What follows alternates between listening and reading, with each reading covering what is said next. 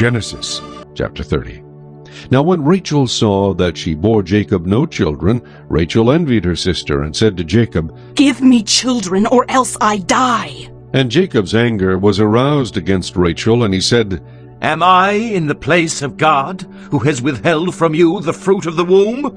So she said, "Here is my maid Bilhah. Go into her, and she will bear a child on my knees, that I also may have children by her." Then she gave him Bilhah, her maid, as wife, and Jacob went into her. And Bilhah conceived and bore Jacob a son. Then Rachel said, "God has judged my case, and he has also heard my voice and given me a son." Therefore she called his name Dan. And Rachel's maid Bilhah conceived again and bore Jacob a second son. Then Rachel said, "With great wrestlings I have wrestled with my sister, and indeed I have prevailed." So she called his name Naphtali.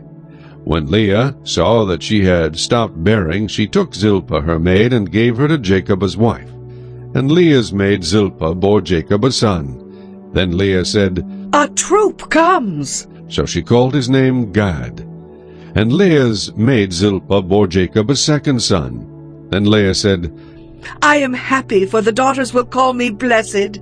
So she called his name Asher.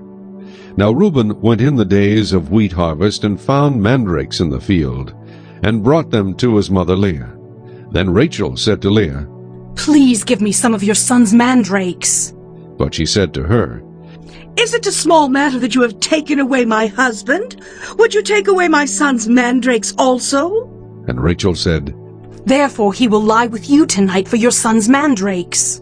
When Jacob came out of the field in the evening, Leah went out to meet him and said, "You must come in to me, for I have surely hired you with my son's mandrakes."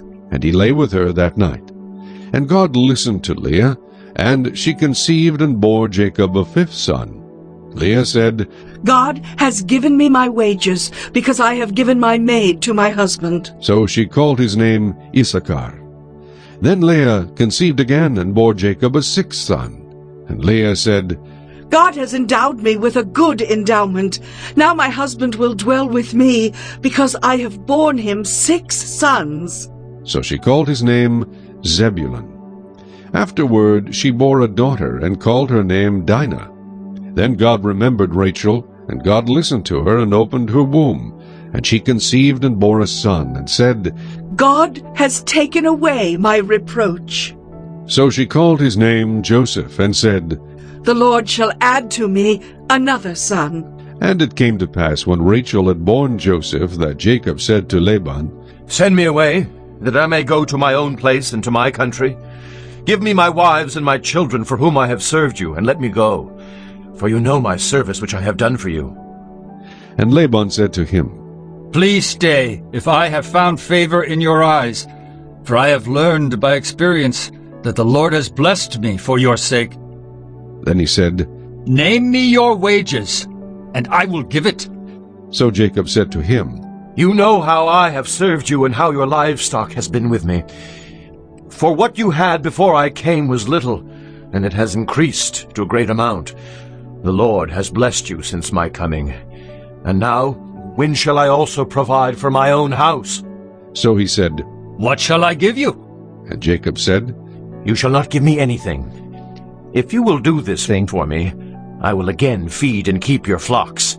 Let me pass through all your flock today, removing from there all the speckled and spotted sheep, and all the brown ones among the lambs, and the spotted and speckled among the goats.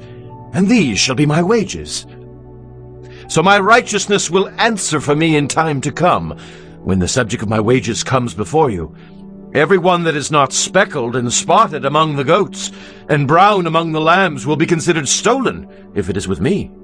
And Laban said, Oh, that it were according to your word. So he removed that day the male goats that were speckled and spotted, all the female goats that were speckled and spotted, every one that had some white in it, and all the brown ones among the lambs, and gave them into the hand of his sons.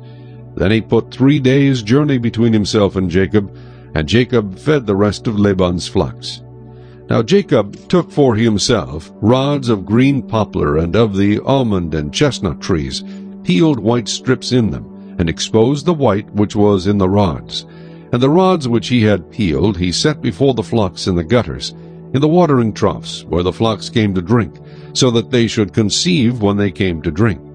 So the flocks conceived before the rods, and the flocks brought forth, streaked, speckled, and spotted. Then Jacob separated the lambs, and made the flocks face toward the streaked and all the brown in the flock of Laban.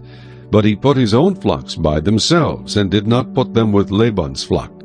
And it came to pass, whenever the stronger livestock conceived, that Jacob placed the rods before the eyes of the livestock in the gutters, that they might conceive among the rods.